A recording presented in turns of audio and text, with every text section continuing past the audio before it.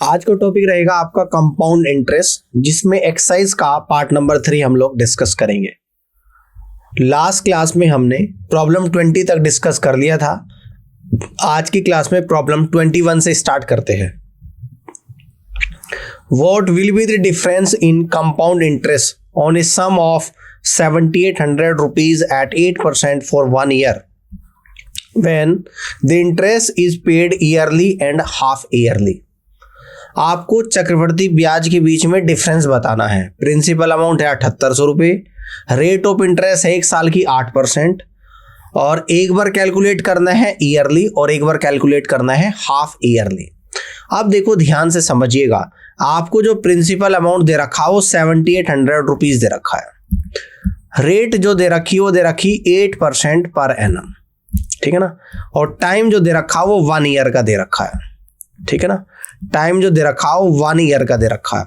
अब मैं यहां पर कैलकुलेट करूंगा ईयरली और यहां पर कैलकुलेट करूंगा हाफ ईयरली, और फिर देखूंगा अगर 7800 रुपये पर 1 साल में जितना ब्याज मिल रहा है और 7800 रुपये पर 1 साल में अगर मैं हाफ ईयरली कैलकुलेट करूं जितना ब्याज मिल रहा है, उन दोनों ब्याज का अंतर बताना है। अब देखो, कैलकुलेट करने के लिए सबसे पहले अगर मैं 1 साल और 1 साल में अगर हाफ ईयरली ब्याज कैलकुलेट करूं तो उन दोनों का क्या निकाल लो, इफेक्टिव रेट ऑफ इंटरेस्ट निकाल लो। अब देखो, 1 साल में इफेक्टिव रेट, यहां पर 1 साल में तो सेम रेट आ जाएगी। इफेक्टिव रेट आपकी क्या निकल कर आएगी, जो 1 साल की है यानी कि 8% आ जाएगी। अब अगर हाफ ईयरली रेट में निकालो तो रेट, अगर जब हाफ ईयरली ब्याज को कैलकुलेट करते हैं तो मैंने बताया था, तो रेट कितनी हो जाएगी, आधी, यानी कि रेट हो जाएगी 8% डिवाइड बाई 2 यानी 4% हाफ ईयरली। और टाइम क्या हो जाएगा, डबल, यानी कि टाइम हो जाएगा आपका 1 × 2 यानी कि 2, है ना, क्योंकि 1 साल में 2 हाफ ईयर बनते हैं 6-6 महीने के।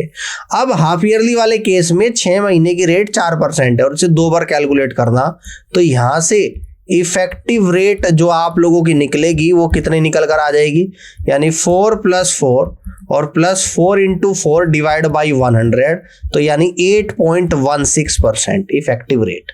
क्लियर है।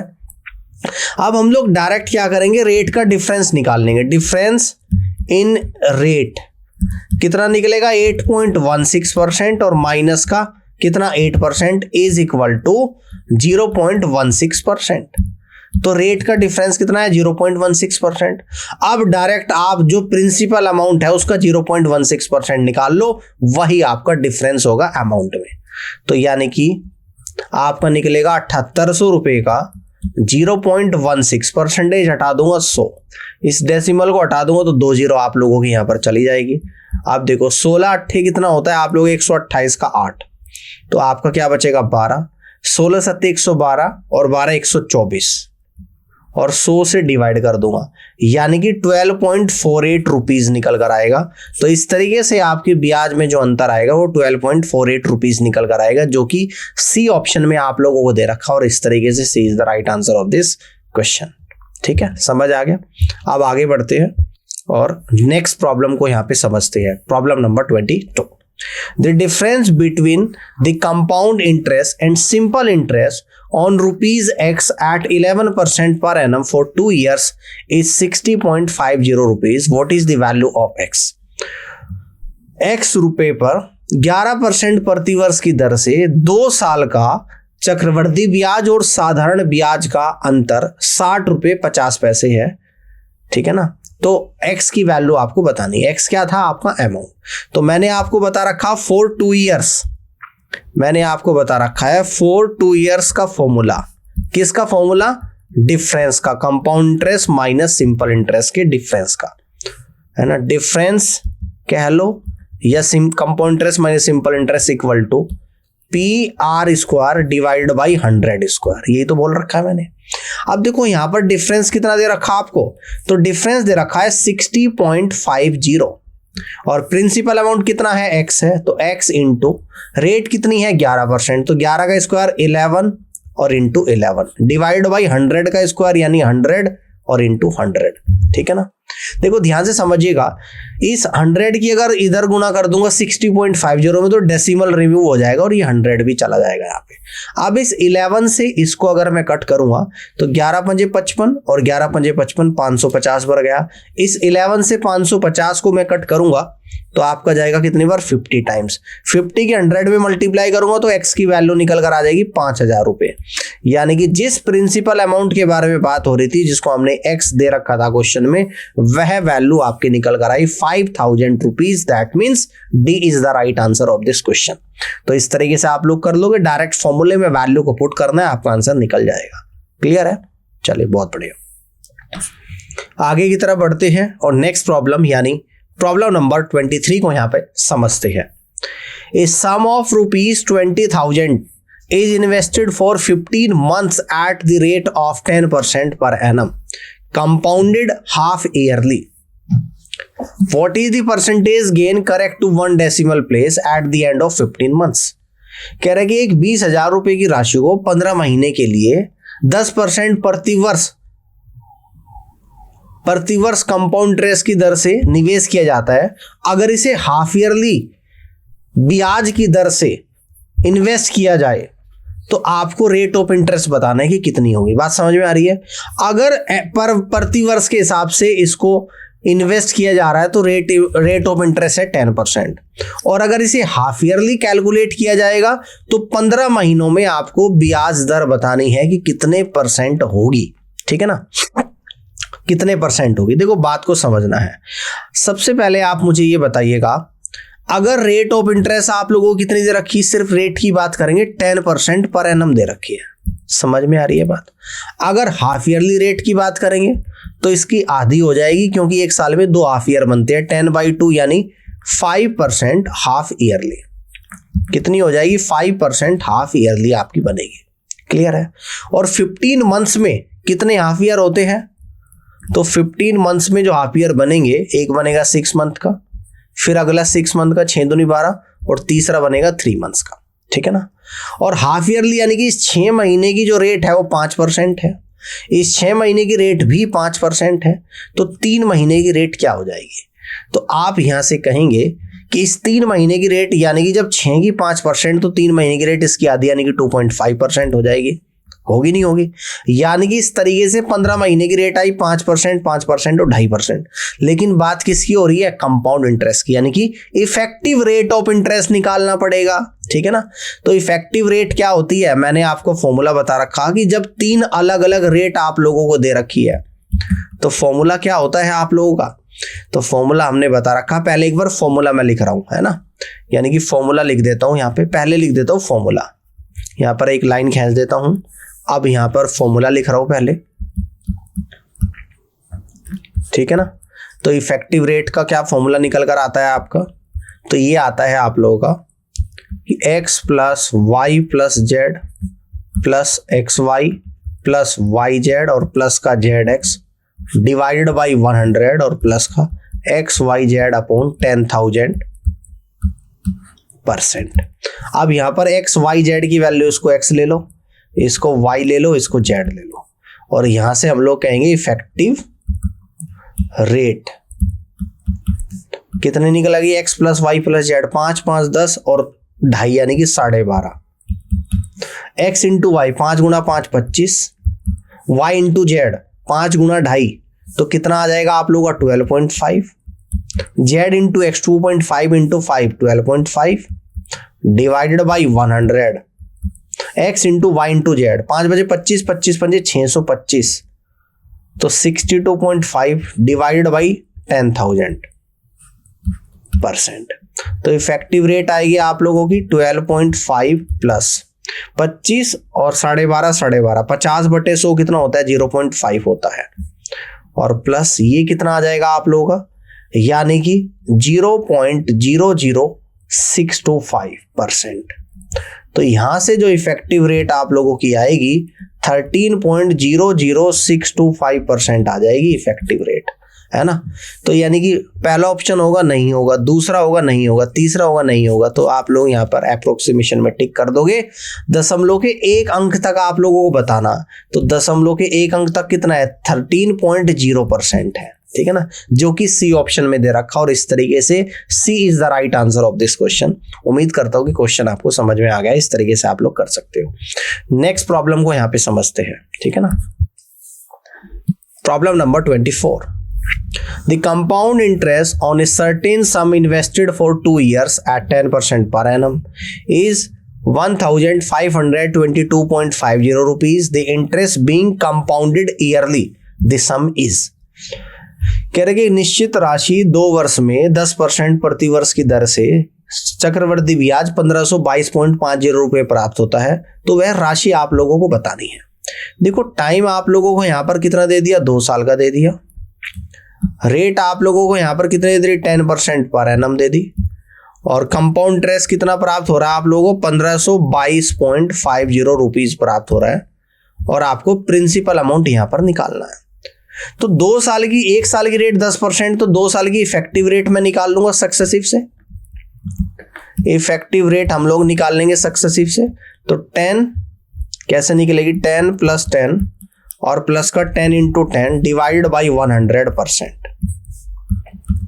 इस 2 0 से 2 0 कटेगी, यानी कि 21% आपकी इफेक्टिव रेट निकलेगी। और इस इफेक्टिव रेट 21% की जो वैल्यू है वो 1522.50 रुपीज आपको दे रखा। तो प्रिंसिपल अमाउंट यानी 100% की वैल्यू आपको निकालनी है। तो 1522.50 डिवाइडेड बाई 21 मल्टीपल बाई 100। इस डेसिमल से ये आप लोग क्या हो जाएगी, 2 0 रिमूव हो जाएगी भाई। यहाँ पे 21 से इसको कट करूंगा तो 21 × 7 = 147, ठीक है ना। 21 × 7 = 147, बचेगा 52, 21 दूनी 42, 21 × 5 = 105 और 0। यानी इस तरीके से आपका जो प्रिंसिपल अमाउंट निकल कर आएगा वो 7250 रुपए आपका यहाँ पर निकल कर आएगा। और यहाँ से आप लोग कह दोगे कि first is the right answer of this question. First option इस तरीके से इस क्वेश्चन का बिल्कुल और सही आंसर यहाँ पर बनेगा। बात समझ में आ गई है। इस तरीके से आप लोग कर सकते हैं। आगे बढ़ते हैं, ठीक है। प्रॉब्लम 25 को यहां पे देखते हैं। If in 2 years at simple interest the principal increases by 16%, what will be the compound interest earned in rupees on 25,000 rupees in 2 years at the same rate? If in 2 years 2 साल में साधारण ब्याज principal amount से 16% बढ़ जाता है, उसी ब्याज दर पर 25,000 रुपए पर 2 साल में चक्रवर्ती ब्याज बताना है कि कितना होगा। देखो आपको क्या दे दिया कि सिंपल इंटरेस्ट की बात कर ली आपसे, कह रहा है कि 2 साल में 16% बढ़ जाता है, किससे, प्रिंसिपल से। यानी कि 2 साल में अगर 16% ब्याज है सिंपल इंटरेस्ट में, तो 1 साल में कितना होगा, इसका आधा यानी कि 8% पर एनम, ठीक है ना, 8% होगा। अब अगर मैं 8% मेरा ब्याज आ गया, ठीक है ना, प्रिंसिपल अमाउंट कितना दे रखा, 25,000 रुपए, और टाइम दे रखा 2 साल। अब आपको क्या निकालना है, कंपाउंड इंटरेस्ट निकालना है। अगर मैं इफेक्टिव रेट निकाल लूँ अब कंपाउंड इंटरेस्ट में 2 साल की इफेक्टिव रेट, तो कैसे निकलेगी, 8 + 8 और प्लस 8 × 8 डिवाइड बाई 100%। तो ये निकल कर आएगी 16.64%। 2 साल की कंप्लीट इफेक्टिव रेट निकल कर आई आपकी 16.64%। तो अब कंपाउंड इंटरेस्ट निकालना है। तो प्रिंसिपल अमाउंट है आप लोगों का 25,000 रुपए, 25,000 का 16.64% निकालना है। देखो इस डेसिमल से 2 0 कटेगी, से 1 0 से आपकी 1 0 कटेगी। तो आपकी 2500 का 100 का 0 तो 10 बचेगा, 25 का 150, 10 160 का 0 तो 16 बचेगा, 25 का 150 और 16 166 का 6 तो 16 बचेगा, 25 कम 25 और 16 यानी 41 और 1 अंक के बाद दशमलव। तो इस तरीके से कंपाउंड इंटरेस्ट मिलेगा आपको 4160 रुपए, जो कि डी ऑप्शन में आप लोगों को दे रखा और D is the right answer of this question. Clear होगी बात। इस तरीके से क्वेश्चन को आप लोग यहाँ पे कर सकते हो। समझ में आ गया। अब आगे बढ़ते हैं और नेक्स्ट प्रॉब्लम यानी प्रॉब्लम नंबर 26 को यहाँ पे समझते हैं। The simple interest on a sum of money at 10% per annum for 2 years is 8,100 rupees compounded annually. What would be the compound interest in rupees on the same sum for the same period at the same rate of interest? साधारण ब्याज पर 10% प्रति वर्ष की दर से 2 साल का साधारण ब्याज 8100 रुपये है। अब आप लोगों को क्या बताना है, प्रति वर्ष के हिसाब से उसी राशि पर उसी समय के लिए उसी ब्याज दर पर कंपाउंड इंटरेस्ट बताना है कि कितना होगा। ठीक है ना, कंपाउंड इंटरेस्ट बताना है कि कितना होगा। अब देखो ध्यान से समझिएगा, अगर मैं सिंपल इंटरेस्ट की बात करूं और कंपाउंड इंटरेस्ट की बात करूं, रेट सिंपल इंटरेस्ट में 10% पर एनम दे रखा है और समय है यहां पर 2 साल, तो यानी कि इफेक्टिव रेट जो निकल कर आ जाएगी सिंपल इंटरेस्ट में, तो आप कहोगे सर हर साल बराबर होता है सिंपल इंटरेस्ट में ब्याज, तो 10 + 10 यानी 20% इफेक्टिव रेट आ जाएगी। अब अगर मैं कंपाउंड इंटरेस्ट की बात करूं, यहां पर भी रेट सेम है 10% पर एनम और टाइम कितना दे रखा, 2 साल। तो यहां से अगर 2 साल की कंप्लीट इफेक्टिव रेट निकालूं कंपाउंड इंटरेस्ट में, तो कितने निकलेगी, 10 + 10 और प्लस 10 × 10 डिवाइड बाई 100%। तो 0 से 0 आप लोगों का कटेगा, यानी इफेक्टिव रेट आएगी आपकी 21%। तो 20 से 21 हो रहा है, यानी आप कहोगे 1% ज्यादा ब्याज मिल रहा है कंपाउंड इंटरेस्ट पे। ठीक है ना, कितना मिल रहा है, 1% ज्यादा ब्याज मिल रहा है। तो देखो ध्यान से आप लोगों को समझना है, आपको पता है कि 20% की वैल्यू 8100 रुपये है, यानी आपको ये पता है कि 20% की वैल्यू 8100 रुपये है सिंपल इंटरेस्ट में, तो 21% की वैल्यू निकाल देना, वही आपका आंसर होगा। तो 8100 डिवाइड बाई कितना आ जाएगा, 20 और मल्टीपल बाई 21। 0 से 0 आप लोगों का यहाँ पर कटेगा और इस 2 से कितनी बार कटेगा, आपका 405 टाइम्स कटेगा। तो 405 मल्टीपल बाई 21, तो 21 × 5 = 105। 21 × 105 का कितना आ जाएगा, 21 × 5 = 105। 105 का 5 आएगा तो 105, 0 1 बचा, 21 × 84 और 1 85, यानी आपका जो आंसर यहाँ पर निकल कर आया है वो 8505 रुपये निकल कर आया है। तो इस तरीके से उसी राशि पर उसी ब्याज दर पर उतने ही समय के लिए कंपाउंड इंटरेस्ट कितना होगा, 8505 रुपये के बराबर होगा, जो कि बी ऑप्शन में आप लोगों को दे रखा है। तो इस तरीके से आप लोग कह सकते हैं कि B is the right answer of this question. Clear है, चलिए आगे की तरफ बढ़ते हैं और नेक्स्ट प्रॉब्लम यानी प्रॉब्लम नंबर 27 को यहाँ पे समझते हैं। What is the difference in rupees between compound interest earned in 1 year on a sum of rupees 10,000 at 40% per annum compounded quarterly and annually? आप लोगों को चक्रवर्ती ब्याज के बीच का अंतर बताना है 1 साल में। अमाउंट है 10,000 रुपये, सम प्रिंसिपल अमाउंट, रेट है 40% पर एनम, अगर ब्याज को क्वार्टरली और एनुअली कैलकुलेट किया जाए। अब देखो ध्यान से देखिएगा, ऐसे क्वेश्चन कर चुके हम लोग आज ही के सेशन में। प्रिंसिपल अमाउंट है आपका 10,000 रुपये, रेट कितनी है आप लोगों की, 40% पर एनम है और टाइम आप लोगों को दे रखा है यहाँ पर 1 ईयर। ठीक है ना, अब अगर मैं ईयरली कैलकुलेट करूं तो ईयरली आप लोग क्या करोगे, रेट निकाल दोगे, तो ईयरली आपकी जो इफेक्टिव रेट जो 1 साल की है वही आ जाएगी इफेक्टिव रेट भी। तो ईयरली इफेक्टिव रेट तो आ गया आपकी 40%। अगर मैं क्वार्टरली कैलकुलेट यहाँ पर करूं, क्या करें, क्वार्टरली कैलकुलेट हम लोग यहाँ पर करें तो क्वार्टरली रेट कितनी आ जाएगी, 1 साल में 4 क्वार्टर होते हैं, तो 40% डिवाइड बाई 4 यानी कि 10% क्वार्टरली, क्या निकल कर आएगी, 10% क्वार्टरली आप लोगों की निकल कर आ जाएगी। और 1 साल में कितने क्वार्टर होते हैं, 4, तो 1 × 4 तो 4 बार कैलकुलेट किया जाएगा। तो अब यहां से इफेक्टिव रेट आप लोग यहां पर निकालिएगा। इफेक्टिव रेट अब कैसे निकलेगी, देखो 10% 4 बार है, 10%, 10%, 10% और 10%। अब इन दो में सक्सेसिव लगाओगे, 10% में 21% यहाँ से आएगा, फिर अगले 2 में लगाओगे 21 यहाँ से। अब इन दोनों में सक्सेसिव लगाओगे तो 21 + 21 और प्लस 21 × 21 डिवाइड बाई 100, तो ये आप लोगों का निकल कर आएगा, यानी कि कितना आ जाएगा, 42 और 4.41, तो यानी कि 46.41% इफेक्टिव रेट आप लोगों की निकल कर आ गई। पहले रेट कितनी थी, 40%, अभी कितनी है, 46.41। तो डिफरेंस कितना आ गया रेट में, इस तरफ कर देता हूं ब्लू पेन से, 46.41% माइनस 40% इक्वल टू 6.41%। ठीक है ना, और अमाउंट में क्या अंतर आएगा, 10,000 रुपये का निकालना है। आप यानी 10,000 रुपये का 6.41% जब निकालूंगा तो 641 रुपीज आप लोगों का यहाँ पर निकल कर आएगा। तो इस तरीके से आंसर जो आपका आएगा ऑप्शन नंबर डी आएगा। तो D is the right answer of this question. I hope कि ये क्वेश्चन भी समझ में आ गया होगा और इस तरीके से आप लोग कर सकते हैं। ठीक है, ऑल क्लियर। नेक्स्ट, अब नेक्स्ट प्रॉब्लम यानी प्रॉब्लम नंबर 28 को यहाँ पे समझते हैं। तो what is the difference in rupees in compound interest earned in 1 year on a sum of rupees 25,000 at 20% per annum compounded semi-annually and annually। इस बार भी आपको कंपाउंड इंटरेस्ट के बीच में डिफरेंस बताना है। एक साल का सम एक साल में, और सम दे रखा आपको 25,000 और प्रति वर्ष ब्याज दर 20% दे रखी। कैलकुलेट करना सेमी एनुअली और एनुअली, यानी प्रिंसिपल अमाउंट आपका यहाँ पर गिवन है 25,000 रुपये। टाइम रेट आपकी गिवन है यहाँ पर कितनी, 20% पर एनम। टाइम आपका यहाँ पर दे रखा है 1 ईयर।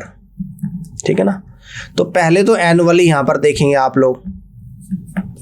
एनुअली इफेक्टिव रेट जो निकल कर आएगी कितनी आ जाएगी, सेम रहेगी, यानी कि जो एक साल की रेट है 20%। और सेमी एनुअली अगर मैं बात करूं यहाँ पर, सेमी एनुअली अगर हम लोग यहाँ पर बात करें तो रेट कितनी निकल कर आ जाएगी भाई। एक साल में सेमी एनुअल कितने बनते हैं, 2 बनते हैं, यानी कि रेट का आधा हो जाएगा। 20% डिवाइड बाई 2 यानी 10% सेमी एनुअली। और टाइम कितना बनेगा, देखो एक साल में कितने सेमी एनुअल बनेंगे, 2। जितने से रेट को डिवाइड करते हैं उतने ही मल्टीप्लाई टाइम में करते हैं, यानी कि 2। तो यहां से इफेक्टिव रेट आपकी जो निकल कर आएगी वो निकाल लेंगे। 10% है, 2 पर कैलकुलेट करना है तो सक्सेसिव लगाएंगे। 10 + 10 + 10 × 10 डिवाइड बाई 100%। तो ये आपका आ जाएगा 21%। ठीक है ना। अब देखो यहाँ पर जो रेट है आप लोगों की 20% और यहाँ पर है 21%। तो डिफरेंस जो आपका यहाँ पर निकल कर आया है 21% - 20% = 1%। तो यहाँ पे आंसर निकाल देंगे। प्रिंसिपल अमाउंट कितना है, 25,000 रुपये। तो 25,000 रुपये का 1% जो कि 250 रुपये आप लोगों का यहाँ पे निकल कर आएगा। और इस तरीके से आप लोग यहाँ से कह दोगे कि 250 rupees, that means B is the right answer of this question. इस तरीके से आप लोग इस क्वेश्चन को यहाँ पे कर सकते हो। ऑल क्लियर, सभी को समझ में आ गया। चलिए आगे की तरफ बढ़ते हैं और नेक्स्ट प्रॉब्लम यहाँ पे समझते हैं। What is the compound interest earn on 80,000 rupees at 40% per annum in 1 year compounded quarterly।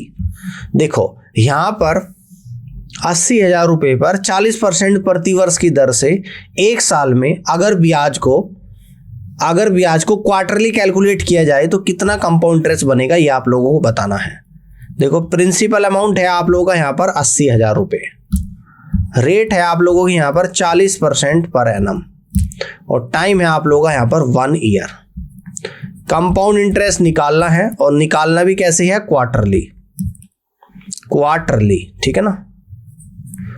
तो क्वार्टरली जब निकालेंगे पहले निकालेंगे रेट। एक साल में कितने क्वार्टर होते हैं, 4। तो 40% को 4 से डिवाइड करेंगे तो 10% क्वार्टरली आपकी रेट निकल कर आ जाएगी। ठीक है ना। टाइम कितना निकल कर आएगा, 1 साल है। एक साल में कितने क्वार्टर होते हैं, 4। तो 4 की मल्टीपल यानी कि 4 टाइम्स। तो यहां से निकालेंगे आप इफेक्टिव रेट। क्या निकालेंगे, इफेक्टिव रेट। कैसे निकलेगी, 10% 4 टाइम्स है। आज ही की क्लास में हम लोग कर चुके हैं। यहाँ पे कैसे कर रहा था मैं दोबारा से बता देता हूँ कि 10% में सक्सेसिव लगाऊंगा 21%, फिर अगले 10% और अगले 10% में सक्सेसिव लगाऊंगा 21%। अब इन दोनों में सक्सेसिव लगाऊंगा 21% में। तो कैसे निकलता है इफेक्टिव रेट, तो 21 + 21 + 21 × 21 डिवाइड बाई 100%। तो इफेक्टिव रेट आपकी आई थी कितनी, 42.441%, यानी 46.41% आपकी इफेक्टिव रेट निकल कर आ गई है। तो अब आपको क्या करना है, अब आपको 80,000 रुपये का कितना निकालना, 46.41%, यानी कंपाउंड इंटरेस्ट अब आप लोग यहाँ पे निकाल दोगे। 80,000 रुपये है इसका 46.41 निकालना है डिवाइड बाई 100। इस डेसिमल से 2 जीरो, इस 2 जीरो से आपकी 2 जीरो कटेगी। 8 की मल्टीप्लाई, 8 का 8, 8 चौक 32 का 2 तो 3 बचेगा। 8 संग 48 51 का 1 तो 5 बचेगा। 8 चौक 32 और 32 5 37 यानी 37,128 रुपये। तो इस तरीके से क्वार्टरली अगर आप लोग इंटरेस्ट कैलकुलेट करोगे तो आपका कंपाउंड इंटरेस्ट निकल कर आएगा 37,128 रुपीज, जो कि बी ऑप्शन में आप लोगों को यहाँ पर दे रखा है और B is the correct answer of this question. Clear, समझ आ रही है बात? आप लोग इस तरीके से यहाँ पे कर सकते हो। नेक्स्ट और लास्ट प्रॉब्लम को यहाँ पे समझते हैं। Problem number 30। On what sum of money the interest for 1 year at 12% per annum compounded half yearly is rupees 1,545 rupees। आपको अमाउंट निकालना है। इंटरेस्ट रेट दे रखी है 1 साल की 12% पर एनम और कंपाउंडेड हाफ ईयरली, है ना। और आप जब अमाउंट निकालोगे तो इंटरेस्ट को हाफ ईयरली कैलकुलेट करना है और हाफ ईयरली जो कंपाउंड इंटरेस्ट है वो आपका 1545 रुपया है, ठीक है ना। तो देखिएगा रेट आपको दे रखी है 12% पर एनम, ठीक है।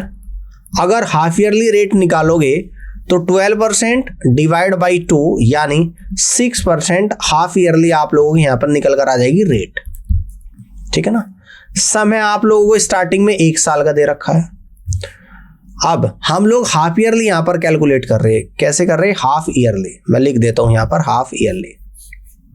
तो हाफ ईयरली आपकी रेट तो होगी हाथी यानी कि 6% और टाइम कितना हो जाएगा आप 1 into 2 यानी कि 2 टाइम्स। अब यहां से मैं इफेक्टिव रेट निकाल दूंगा।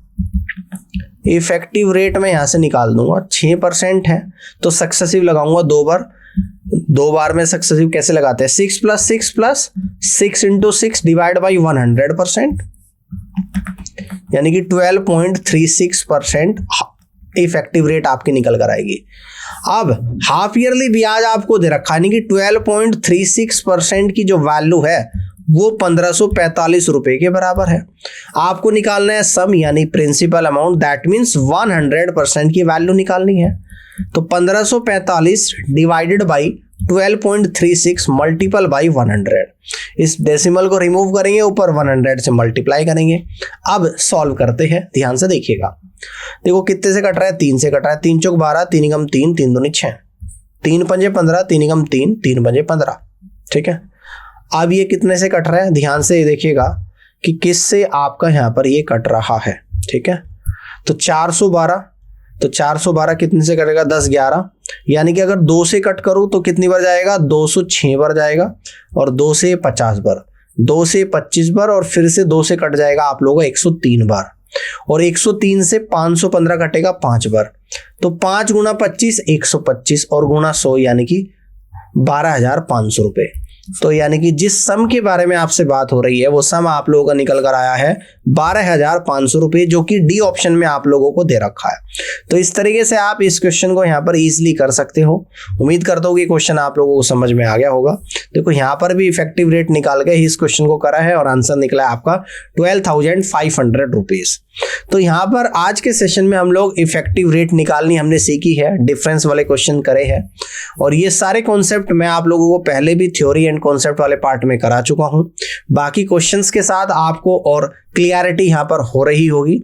इफेक्टिव रेट निकालकर क्वेश्चंस को करना इजी हो जाता है। आप देख रहे होंगे यहाँ पे मैं कहीं भी कोई फॉर्मूला यूज नहीं कर रहा हूँ। विदाउट एनी फॉर्मूला आप क्वेश्चंस को कर सकते हैं अगर आपकी कॉन्सेप्ट बेहतर है। तो आपको भी इसी तरीके से क्वेश्चंस को सॉल्व करना है, अपने कॉन्सेप्ट को स्ट्रॉन्ग करना है। और कॉन्सेप्ट को स्ट्रॉन्ग करने के लिए पहले तो इस वीडियो को आप अच्छे से देखो, फिर इसके बाद जो प्रीवियस ईयर क्वेश्चंस है उनकी आप मैक्सिमम प्रैक्टिस करो। देन उसके साथ साथ आप मॉक टेस्ट की प्रैक्टिस कर सकते हो। यानी कि वीडियो देख के एक बार कॉन्सेप्ट आपके डेवलप हो गए तो मैक्सिमम क्वेश्चंस पर उन कॉन्सेप्ट को अप्लाई करना सीखो, जिससे आपके कॉन्सेप्ट मजबूत हो गए। आपको समझ आएगा कि किस तरीके क्वेश्चंस में कैसे कॉन्सेप्ट हम लोग यूज कर सकते हैं। आई होप कि आज का ये सेशन आपको बहुत अच्छा लगा होगा और इस पूरे सेशन को देखने के लिए आप सभी का बहुत बहुत धन्यवाद। मिलते हैं अब आपसे अपनी अगली क्लास में। Thank you so much.